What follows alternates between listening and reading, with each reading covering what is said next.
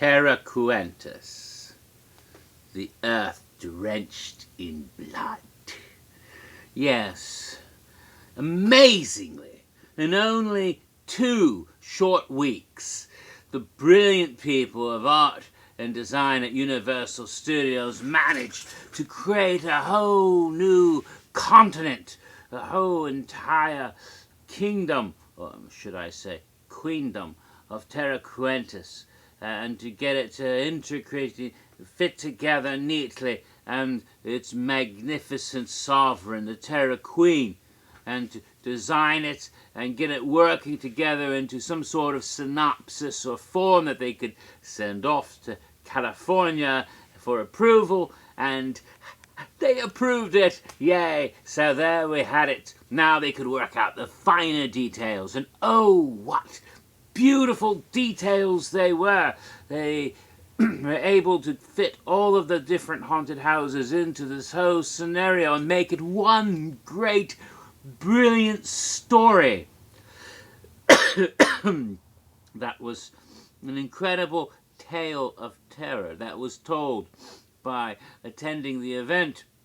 It would take place in this mysterious land of Terra Cruentus, which seemed to exist in many different times simultaneously, whether it was the 1930s or medieval times, and yet somehow it blended together and formed this remarkable place, and ruled over by the Terra Queen. And they formulated the brilliant ritual of blood that held it all together, and the storyline that worked its way through the whole park in this mythology for it. They even formulated a language, a completely new language that could be used in incantations and things. For this, and for a lot of the backstory mythology, we can credit one particular brilliant mind at A&D, a fellow named Rick. You should ought to be applauded. Actually, all of you ought to be applauded for being able to do this so quickly and in so quick a matter of time and create this fantasy world of evil under duress and short period. So this is quite wonderful, and they formulated it all, and it was going very well. Then it was almost, it seems amazing actually that some of the most brilliant concepts happen almost by accident, and what they were been working on got taken away from them. They had to come up with something new. It was almost as if some mysterious power behind the scenes was manipulating events somehow so that it was meant to be. I don't know who, maybe some Sumerian demon. I fear to think who we might be referring to. But, and if that is true, perhaps what happened next was also due to this sinister manipulation in order to cause someone to appear who wasn't there yet, who was needed a few years down the road to assist with a certain, 5-part pentacle of icons that would cause someone to manifest. Oh, I don't know, but let's just say that because it makes a better story than what really happened. But what really happened, I'll tell you. Many times I see people on HNN, that is Horror Night Nightmares, and other sites of that nature, including, of course, our late lamented Vault. And they get really excited about Halloween Horror Nights, and they idolize and make heroes out of the people who work for arts and design. And I don't blame them. I'm a fan of art and design myself. Plug for your site, Charles. Fans of art and design. Anyway, but anyway, shamelessness, but get past that. Okay.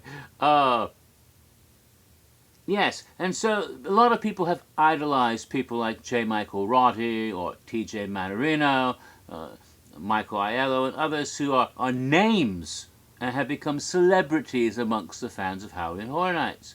And they do deserve some acclaim for the work that they have done. Of course they do. Of course they do. along with Kim and Dave and Rick and all the others.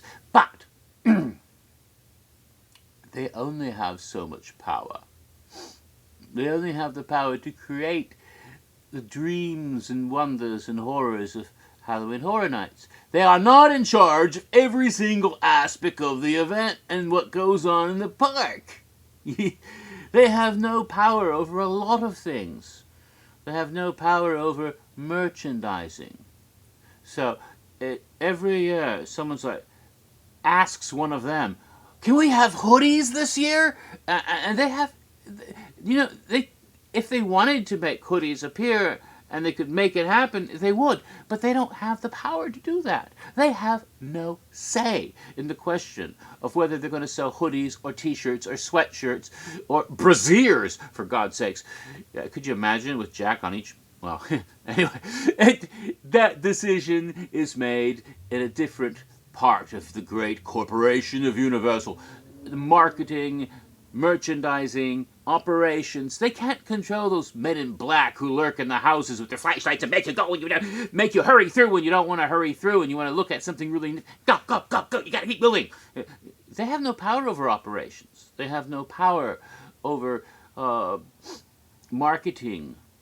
They have no power over merchandising. They have no power over security. They have no power over all the other bits and pieces of what runs a theme park. That's part of Halloween Horror Nights. You might as well ask one of the bartenders at Finnegan's, for Christ's sakes, as asking somebody in A&D for hoodies. Or, for that matter, the coffee table book idea, or action figures, or any other thing like that. So it just ain't gonna happen, folks. Not unless you can find someone who's involved in merchandise and makes those decisions. That's the person you might be able to ask. Now, I bring this up because, as I've mentioned in previous videos, it took them a hell of a long time to actually get to a point where they could create a character like Jack the Clown. It took 10 years before they could create a character that marketing would approve of as being the presenting character for the event. And even after that, Cindy was created by marketing, and then they had to find a story for her. If it hadn't been for current events in 2002, they wouldn't have been able to create the caretaker, which again was something that happened overnight in order to replace Cindy.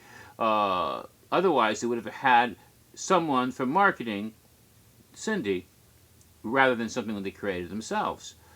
The director was not from A&D. Came from marketing.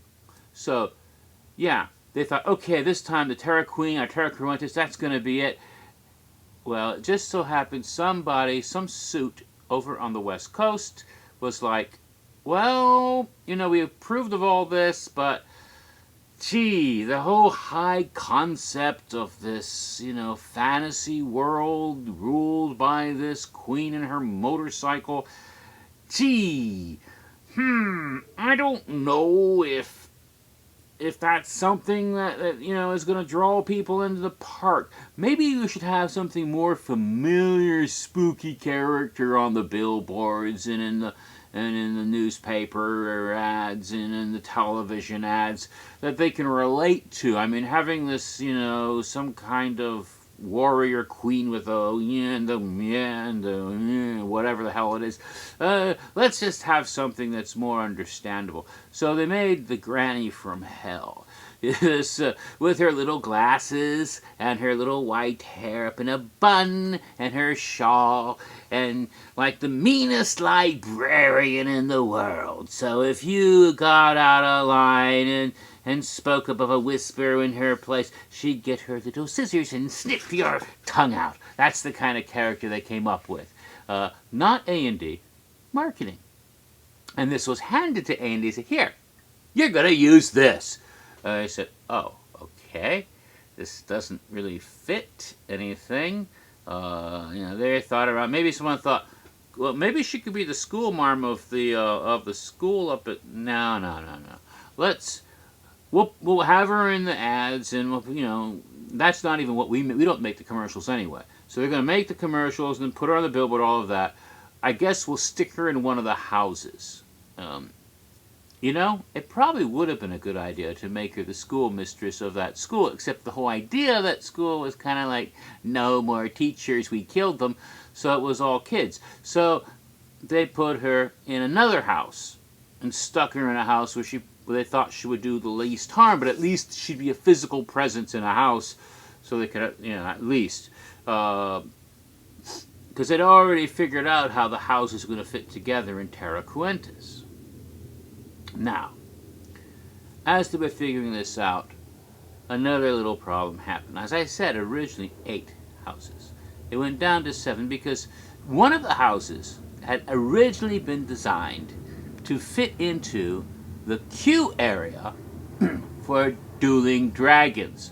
For those of you who are very, very young and don't remember a time before the wizarding world of Harry Potter, there used to be in the Lost Continent of Islands of Venture a whole area devoted to sort of the Middle Ages where they had like an enchanted oak tavern, sort of like Merlin's Enchanted Oak.